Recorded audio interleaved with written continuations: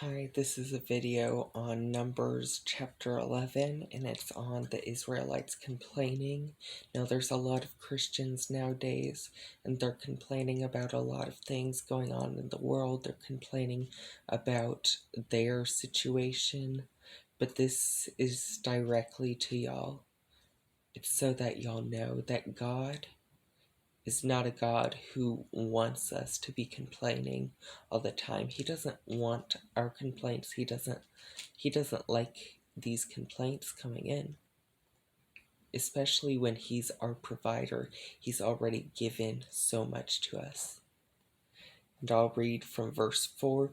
And the mixed multitude that was among them fell a lusting, and the children of Israel also wept again and said, Who shall give us flesh to eat?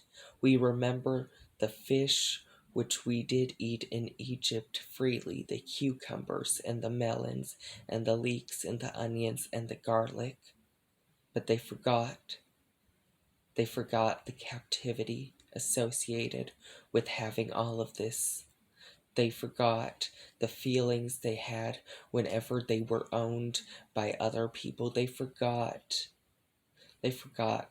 all the ill feelings, but remembered all the good things. But now they're in the Lord. Now they're dwelling in the Lord's promise for them. And they need to remember that. And they need to remember what good the Lord has provided for them and what bad the Lord has taken them out of. I'll keep reading. But now our soul is dried away. There is nothing at all beside this manna for before our eyes. There's nothing at all, they say. But then they say, besides this manna. Besides this manna. So we have so much. We have been given so much. The Lord provides so much for us and has met all of our needs. And yet we say, we don't have enough. We don't have enough. I want this. I need this. But in all reality, we have what we need. The Lord is our provider. He is Jehovah Jireh. Amen. And then you go in and you see that Moses was angered. Moses was displeased. And the Lord was angered. His anger was kindled greatly. And the Lord, he provided for them flesh. He provided quail for a whole month until it would come out of their nostrils and be loathsome unto them, because they have despised the Lord which is among them. And they wept and have wept before him, saying, Why came forth out of Egypt? When they were struggling in Egypt, and they don't remember that struggle, they remember that satisfaction.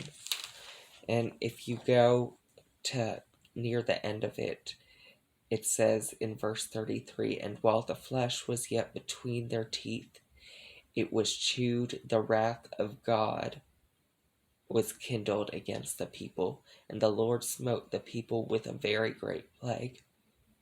A lot of people don't believe that the Lord will reinforce the rules, that he'll make aware, oh, you're doing this. They don't think that he's going to rebuke them.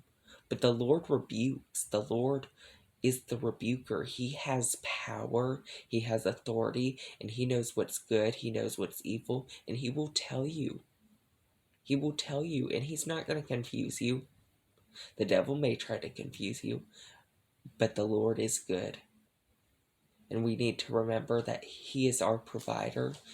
So whenever we start to complain, we need to remember that God has provided us manna, even if it's not the flesh that we want. We have to remember that there's a price for that flesh, and the price for them was a plague. It was a plague whenever God gave it to them, and before, whenever they had food to eat, whenever they had all this other food to eat, they were in captivity.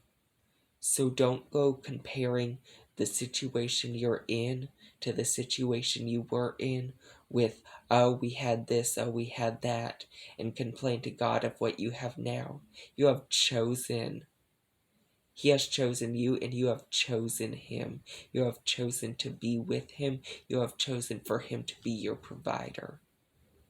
So stop complaining about all these worldly things.